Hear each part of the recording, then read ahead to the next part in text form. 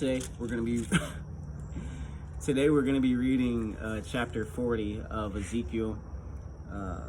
Follows the life of a man named Ezekiel. God reveals a prophecy and a vision to him. It tells him all the things that are going to befall the people in the land of Israel, and then gives him a promise to give them that he will restore them once they stop their sinful ways and begin to seek after him with all their heart. Chapter 40. In the 25th year of exile, at the beginning of the year, on the 10th of the month, in the 14th year after the fall of the city, on that very day the hand of the Lord was upon me, and he took me there in visions of God. He took me to the land of Israel and set me on a very high mountain, on whose south side were some buildings that looked like a city. He took me there, and I saw a man whose appearance was like bronze.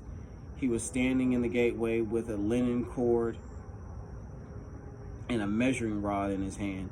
The man said to me, "Son of man, look with your eyes and hear with your ears, and pay attention to everything I am going to show you, for that is why you have been brought here. Tell the house of Israel everything you see." I saw a wall completely surrounding the temple area.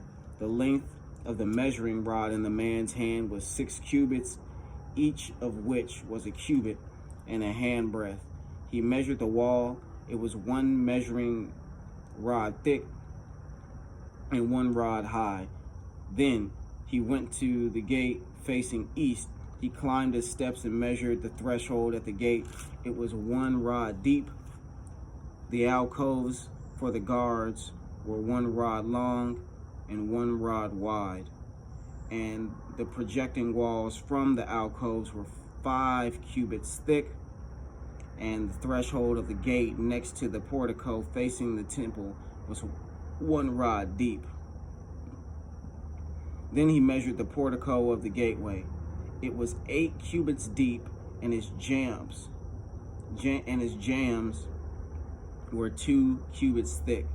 The portico of the gateway faced the temple. Inside each gateway were 3 alcoves on each side. The 3 had the same measurements, and the faces of the projecting wall on each side had the same measurements. Then he measured the width of the entrance to the gateway. It was 10 cubits, and its length was 13 cubits. In front of each alcove was a wall 1 cubit high, and the alcove were 6 cubits square. Then he measured the gateway from the top of the rear wall of 1 alcove to the top of the opposite one. The distance was 25 cubits from 1 parapet opening to the opposite one. He measured along the faces of the projecting walls all around the inside of the gateway, 60 cubits. The measurement was up to the portico facing the courtyard. The distance from the entrance of the gateway to the far end of the portico was 50 cubits.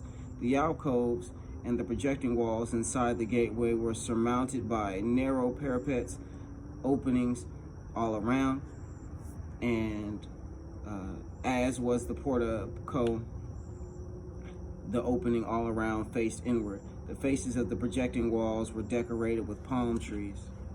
Then he brought me into the outer courts. There I saw some rooms and a pavement that had been constructed all around the court. There were 30 rooms along the pavement. It abutted the side of the gateways and was as wide as they were long. This was the lower pavement. Then he measured the distance from inside the lower gateway to the outside of the inner court. It was 100 cubits on the east side as well as on the north. Then he measured the length and width of the gate facing north, leading into the outer court. Its alcoves, 3 on each side. Its projecting walls and its porticos had the same measurements as those on the first gateway.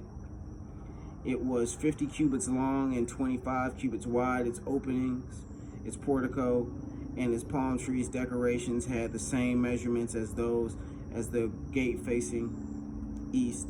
7 steps led up to it with its portico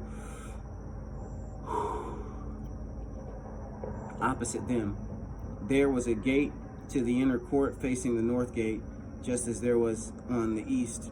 He measured from one gate to the opposite one. It was 100 cubits. Then he led me to the south side, and I saw a gate facing south. He measured its jambs and its portico, and they had the same measurements as the others. The gateway and its portico had narrow openings all around, like the openings of the others.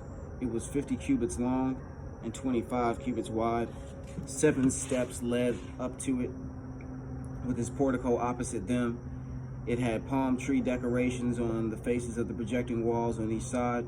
The inner court also had a gate facing south, and he measured from this gate to the outer gate on the south side. It was 100 cubits. Then he brought me into the inner court through the south gate, and he measured the south gate. It had the same measurements as the others. Its alcoves, its projecting walls, and its portico had the same measurements as the others. The gateway and its portico had openings all around. It was 50 cubits long and 25 cubits wide. The porticos of the gateways around the inner court were 25 cubits wide and 5 cubits deep. Its portico faced the outer court. Palm trees decorated its jambs, and 8 steps led up to it. Then he brought me to the inner courts of the east side, and he measured the gateway. It had the same measurement as the others. Its alcoves, its projecting walls, and its porticos had the same measurements as the others. The gateway and the porticos had openings all around. It was 50 cubits long and 25 cubits wide. Its portico faced the outer court. Palm trees decorated the jambs on either side, and 8 steps led up to it. Then he brought me to the north gate and measured it. It had the same measurements as the others, as did its alcoves, its projecting walls, and its porticos, and it had openings all around. It was 50 cubits long and 25 cubits wide. Its porticos faced the outer court. Palm trees decorated the jambs on either side, and 8 steps led up to it. A room with a doorway was by the portico in each of the inner gateways, where the burnt offerings were washed. In the portico of the gateway were 2 tables on each side, on which the burnt offerings, sin offerings, and guilt offerings were slaughtered. By the outer wall of the portico of the gateway, near the steps at the entrance of the north gateway, were 2 tables, and on the other side of the steps were 2 tables. So there were 4 tables on one side of the gateway and 4 tables on the other side, 8 tables in all, on which the sacrifices were slaughtered. There were also 4 tables of dressed stone for the burnt offerings, each a cubit and a half long, a cubit and a half wide, and a cubit high. On them were placed the utensils for slaughtering the burnt offerings and the other offerings, and double-pronged hooks, each a handbreadth long, were attached to the wall all around. The tables were for the flesh of the offering. Outside the inner gate, within the inner court, were 2 rooms, one at the side of the north gate and facing south, and another at the side of the south gate facing north. He said to me, the room facing south is for the priests who have charge of the temple, and the room facing the north is for the priests who have charge of the altar. These are the sons of Zadok, who are the only Levites who may draw near to the Lord to minister before him. Then he measured the court. It was square, 100 cubits long and 100 cubits wide, and the altar was in front of the temple. He brought me to the portico of the temple and measured the jambs of the portico. They were 5 cubits wide on either side. The width of the entrance was 14 cubits, and its projecting walls were 3 cubits wide on either side. The portico was 20 cubits wide and 12 cubits from front to back. It was reached by the flight of stairs, and there were pillars on each side of the jambs.